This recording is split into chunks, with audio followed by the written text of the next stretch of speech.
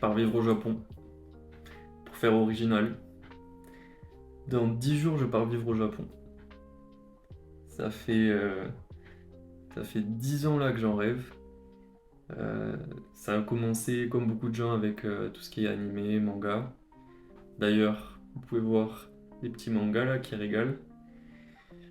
Et, euh, et là, le fait que ça fasse 10 ans que j'y pense, que je sois jamais allé dans le pays, et que dans 10 jours, je parte m'y installer, c'est complètement fou. J'arrive pas à réaliser. Je suis trop content. J'ai trop hâte. Et ouais, du coup, j'ai ouvert cette chaîne YouTube pour, euh, pour essayer de partager cette aventure que je vais vivre avec les gens que ça intéresse, tout simplement. Euh, Si ça intéresse des gens, de découvrir un peu ce beau pays qu'a l'air d'être le Japon, euh, histoire de voyager un peu par procuration pour ceux qui n'ont pas la possibilité de le faire. Si ça peut donner des idées et également le projet que je vais entreprendre, ou si ça peut inspirer des gens, bah, c'est trop cool. Et puis ça me servira aussi bien sûr comme un petit journal de bord que je vais tenir. Et dans quelques années, je pourrais revivre un peu cette aventure, parce qu'en plus j'ai pas une super mémoire, donc ça sera pas mal je pense. Et ouais, alors qu'est-ce que je vais faire concrètement? Je pars un an à Fukuoka, la ville de Fukuoka, qui est moins connue que tout ce qui est Tokyo, Kyoto, Osaka. Il y a quand même, je crois, 1 500 000 habitants, si je dis pas de bêtises. Donc c'est plus au sud du Japon, c'est sur l'île de Kyushu. Et qu'est-ce que je vais faire? Bah, je pars en visa étudiant dans une école de langue pendant un an pour apprendre le japonais, tout simplement. Actuellement, j'ai un niveau à peu près zéro. Je connais les hiragana, les katakana, et puis ça fait 6 mois que je bosse les kanji sur une appli qui s'appelle Wanikani. Mais j'ai pas du tout commencé à faire de la grammaire, de la conjugaison, à faire des phrases, à parler. Tout ça, je vais apprendre sur place, quoi. Et voilà. Je pense que la prochaine séquence, ça sera directement au Japon. Ou alors sur le trajet, je sais pas, mais en tout cas, voilà. Je vous dis à la prochaine. Et voilà, ça y est, je suis au Japon. Ça fait un mois que je suis là. On est le 3 novembre. C'est fou. J'ai encore du mal à réaliser que je suis ici. Et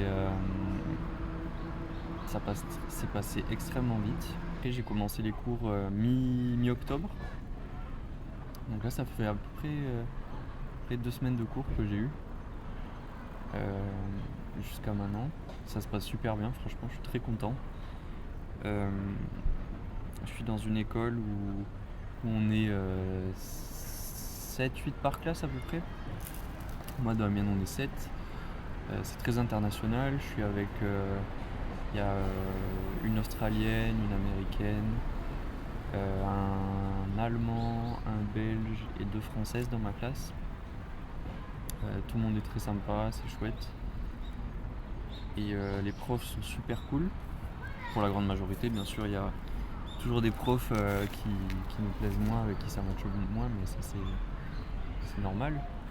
Mais sinon, dans la majorité, ils sont tous très gentils.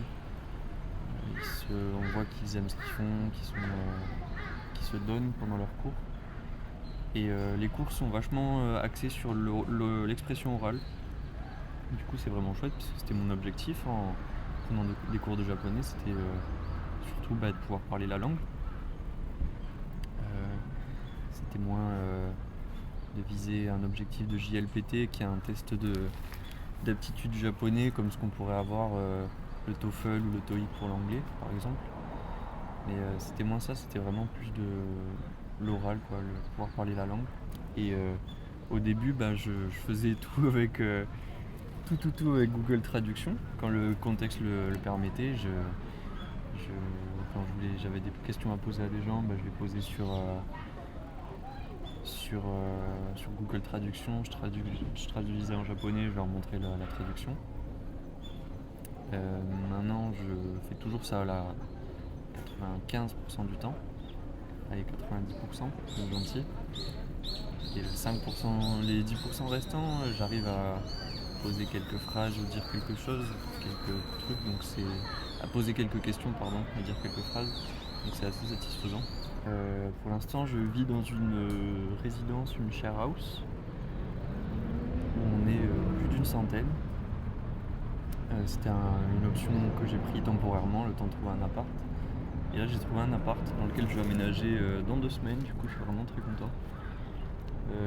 La share house, c'est sympa, comme ça, un petit moment pour éventuellement faire quelques rencontres et tout ça, mais personnellement, j'ai besoin et je préfère avoir mon espace tranquille.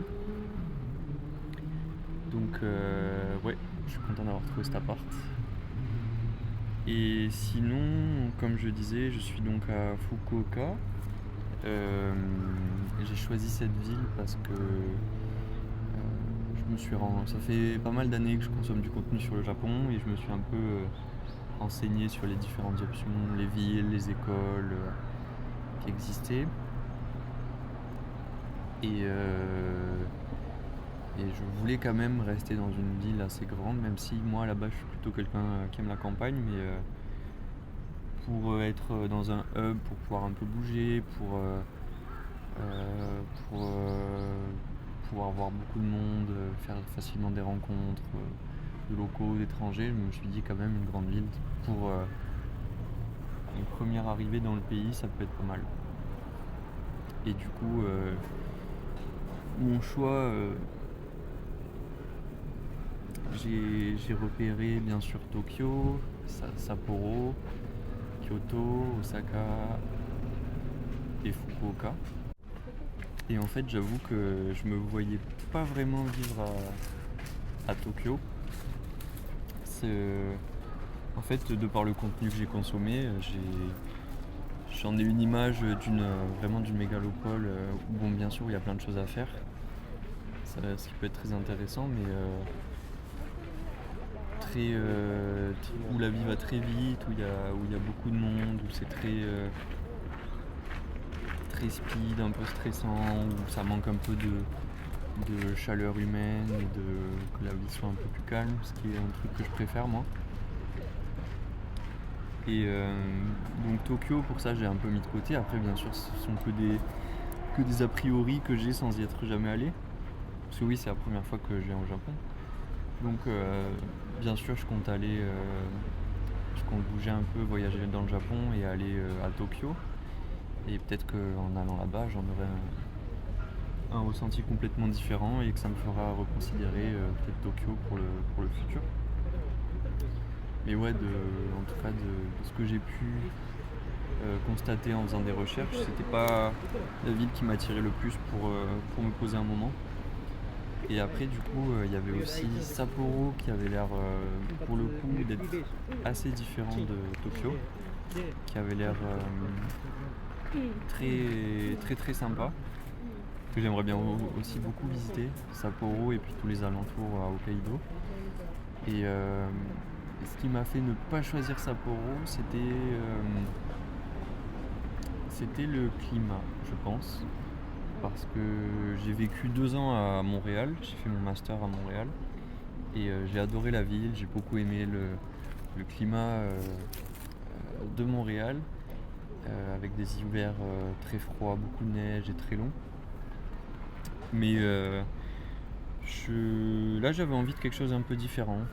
Donc je me suis dit tout de suite là, j'ai pas envie de passer 1 an dans un endroit où il y aura 6 mois d'hiver assez hardcore quoi, Bon, bien sûr tu peux faire des choses dehors, t'as les sports d'hiver et tout ça, mais tu passes quand même moins de temps dehors quand tu vis dans ce genre d'endroit.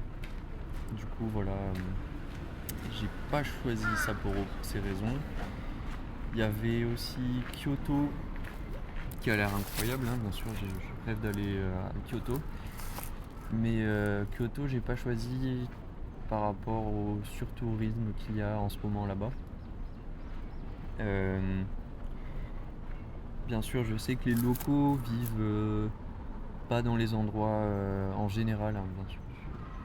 Il y en a pour qui c'est le cas, mais en général, ils vivent et font leur quotidien dans des endroits différents de là où sont les touristes. Mais je sais pas, je me suis dit que j'avais pas envie de croiser trop de visages de touristes occidentaux. Même si moi aussi je suis un étranger, bien sûr. Voilà, mais ouais, j'avais pas envie de voir trop de touristes et j'avais pas envie non plus.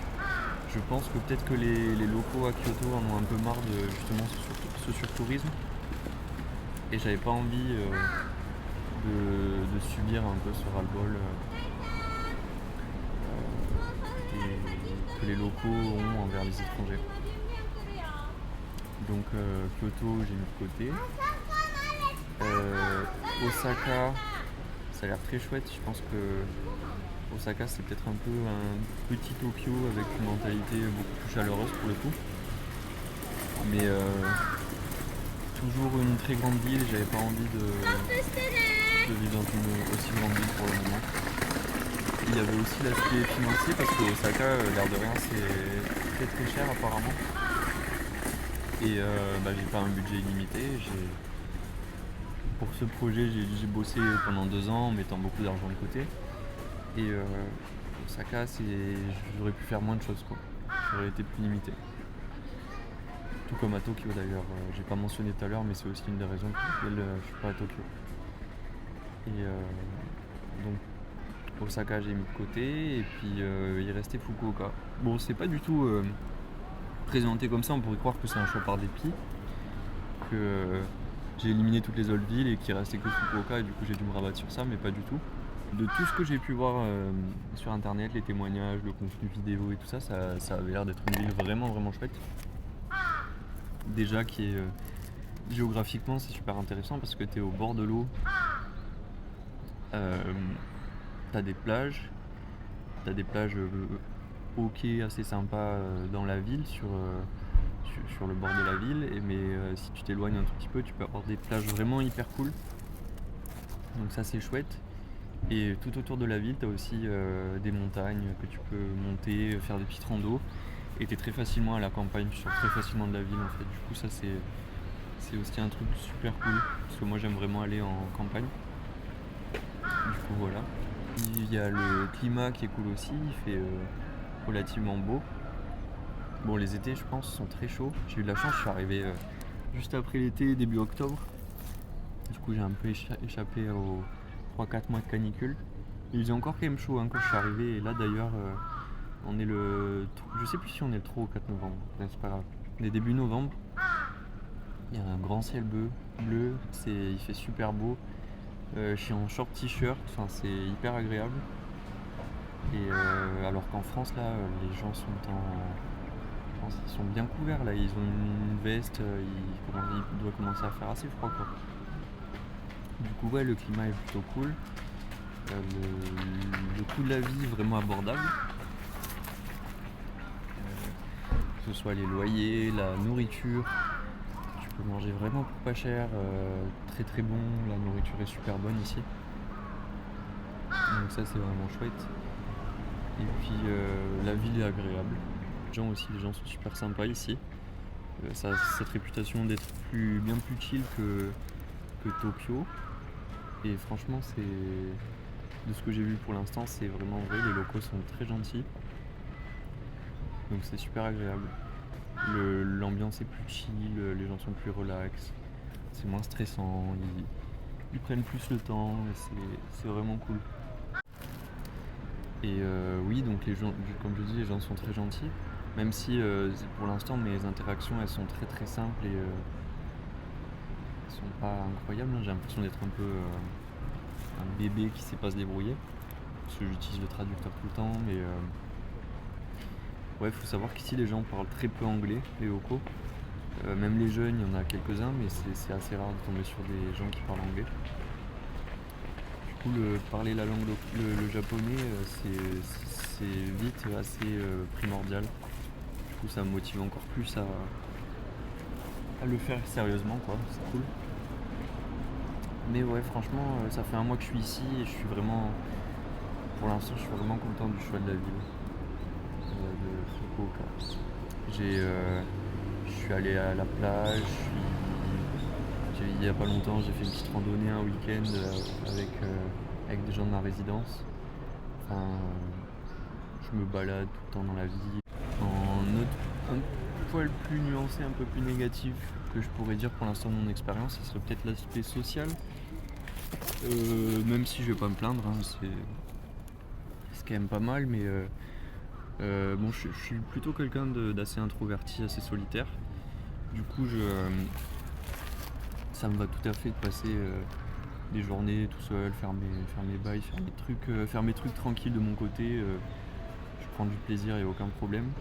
Mais j'ai quand même besoin de me faire des potes en fait, d'avoir un petit noyau de potes que je peux voir de temps en temps dans la semaine ou le week-end. C'est quand même assez important pour moi. Et bon, ça fait qu'1 mois que je suis là, donc ça prend du temps aussi de se faire des potes. Mais c'est pas hyper facile, que ce soit les gens de ma classe à l'école ou les gens de ma résidence. J'essaye de faire un peu le yes man, à aller à des trucs, à des événements, à proposer des trucs ou à accepter ce qu'on me dit, mais je le fais pas non plus suffisamment, je pense. Parce que ma zone de confort et mon introversion me rattrapent vite. Mais sur ça, ouais, faudrait que je travaille un peu plus. Et puis, ouais, la barrière de la langue est pas hyper simple, même avec les étrangers, hein, parce que il y a beaucoup d'anglophones, beaucoup d'américains dans l'école et dans la résidence où je suis. Et c'est pas si simple, c'est facile de discuter en fait avec eux en anglais, mais c'est pas si simple de se faire des potes vraiment. Parce que je parle assez bien en anglais, mais je suis pas bilingue non plus. Du coup, je peux avoir des discussions simples sur à peu près tous les sujets que je veux, même des discussions un peu plus complexes. Mais dès qu'il s'agit d'avoir des discussions un peu plus profondes que j'apprécie énormément, c'est ce que je préfère. Franchement, je suis pas trop comment on dit, small talk et tout ça, c'est pas trop mon truc, pas trop mon bail. Mais ouais, dès qu'il s'agit de discussions un peu plus profondes qui sont pour moi nécessaires pour vraiment construire des amitiés, se faire des potes ou se trouver une copine, enfin des relations profondes quoi. En anglais c'est un peu plus dur. Et pareil pour faire des blagues, j'aime bien faire des blagues, tout ce qui est sarcasme, des trucs un peu spontanés, et en anglais c'est compliqué. Parce que soit je sais juste pas dire ce que je veux dire, soit le temps que j'arrive à trouver les mots pour le dire, c'est trop tard quoi. Le contexte ne s'y prête plus. Du coup ouais, ça peut être un peu frustrant, mais en parlant autant anglais au quotidien, je pense que mon anglais va s'améliorer. Et puis à force de fréquenter les gens, en ayant des discussions simples mais pendant longtemps, je pense que j'arriverai à me faire des potes quand même. Mais ouais, ça pour l'instant c'est un peu moins simple, mais ça va, je gère. Je pense qu'il faut juste du temps et faire le yes man, accepter le plus de sorties possible. Voilà, je pense que je vais bientôt m'arrêter. Je sais pas trop ce que ça va donner ce format. C'est un mélange un peu de podcast. Ouais, c'est une sorte de podcast vidéo. J'espère que j'ai pas trop raconté ma vie, que je vous ai pas trop saoulé. Enfin vous, un peu prétentieux de dire vous, s'il faut il y aura qu'une vue et ce sera ma daronne.